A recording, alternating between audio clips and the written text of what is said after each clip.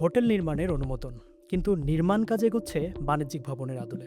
রাজধানীর হাতিরঝিল সংলগ্ন বীর উত্তম শওকত সড়কে নির্মাণাধীন ৫ তারকা চেইন হোটেল সুইসোটেল ঢাকা প্রকল্পে এমন ঘটনা ঘটেছে। এতে হাতিরঝিলের জন্য প্রণীত বিশেষ ডিটেইল এরিয়া প্ল্যান ড্যাব এবং ২০০৮ সালের ইমারত নির্মাণ বিধিমালার প্রতিফলন হয়নি বলে জানা যায়। বিধিমতে বিশেষ ড্যাপে হাতিরঝিলের ৩০০ মিটারের মধ্যে বাণিজ্যিক স্থাপনা নির্মাণে নিষেধাজ্ঞা রয়েছে। আবার অনুমোদিত হোটেল থেকে ব্যবহার পরিবর্তন করেও বাণিজ্যিক স্থাপনা করার নকশা এখন পর্যন্ত রাজধানী উন্নয়ন কর্তৃপক্ষ রাজুকের কাছে জমা পড়েনি। সরেজমিনে দেখা যায় হাতিরঝিলের উত্তর পূর্ব অংশে নির্মাণাধীন ভবনটির ডান পাশে রাজুকের ম্যানেজমেন্ট ভবন এবং বাম পাশে নিকেতন হাউজিং সোসাইটির ২ নম্বর গেট রয়েছে। ভবনের ভিতরে চলছে নির্মাণ কাজ। সংশ্লিষ্ট সূত্র জানায় ২০১৫ সালের ডিসেম্বরে Bengal group of industries Switzerland ভিত্তিক হোটেল চেইন সুইসোটেল হোটেল অ্যান্ড রিসোর্টের সঙ্গে রাজধানীতে একটি ৫ তারকা হোটেল নির্মাণের চুক্তি করে। প্রাথমিক নকশা ও জমি প্রস্তুতের কাজ শেষে ২০১৯ সালের মার্চে ৩টি বেসমেন্ট সহ ২৯ তলা ভবনের নির্মাণ কাজ শুরু হয়।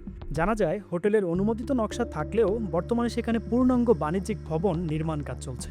অথচ বিশেষ ড্যাপ অনুযায়ী ওই এলাকায় এমন ব্যবহারের অনুমোদনের সুযোগই নেই। রাজুক সূত্র জানায় হাতিরঝিলের নান্দনিকতা ও পরিবেশ সংরক্ষণে গৃহায়ন ও গণপূর্ত মন্ত্রণালয় বিশেষ ড্যাপ প্রণয়ন করেছে। ওই ড্যাপ অনুযায়ী হাতিরঝিলের ৩০০ মিটারের মধ্যে কোনো বাণিজ্যিক স্থাপনা নির্মাণের সুযোগ নেই।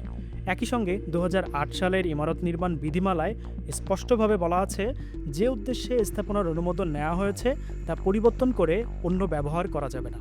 ব্যবহার পরিবর্তন করতে হলে সংশ্লিষ্ট কর্তৃপক্ষের অনুমোদন নিয়ে সংশোধিত নির্মাণ অনুমতি তথা রিভাইজ কনস্ট্রাকশন পারমিট নিতে হবে।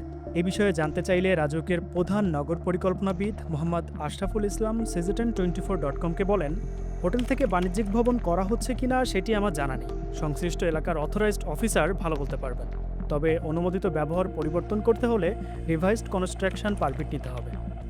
রাজুকের অথরাইজড অফিসার মোহাম্মদ হাসানুর রেজা citizen24.com-কে বলেন, এখনও পর্যন্ত ভবনের ব্যবহার পরিবর্তনের জন্য আমাদের কাছে অনলাইনে কোনো আবেদন আসেনি। তবে যদি সম্পূর্ণ বাণিজ্যিক ভবন করার আবেদন করা হয় তাহলে সেই অনুমোদন দেওয়া হবে না। বাংলাদেশ ইনস্টিটিউট অব প্ল্যানার্স BIPর সাবেক সভাপতি ও জাহাঙ্গীরনগর বিশ্ববিদ্যালয়ের নগর ও অঞ্চল পরিকল্পনা বিভাগের অধ্যাপক ডক্টর আদিল মোহাম্মদ খান বলেন, হোটেলের জন্য নকশার অনুমোদন নিয়ে সেখানে সম্পূর্ণ বাণিজ্যিক স্থাপনা নির্মাণ করা হলে তা নির্মাণ বিধিমালার সুস্পষ্ট ব্যত্যয়। অনুমোদিত স্ট্রাকচার ড্রয়িং অনুযায়ী ভবন নির্মাণ হচ্ছে কিনা তা তদারকি করার দায়িত্ব রাজুকের। সেলিনা আক্তারের তথ্যে গাজী সাকিব, citizen24।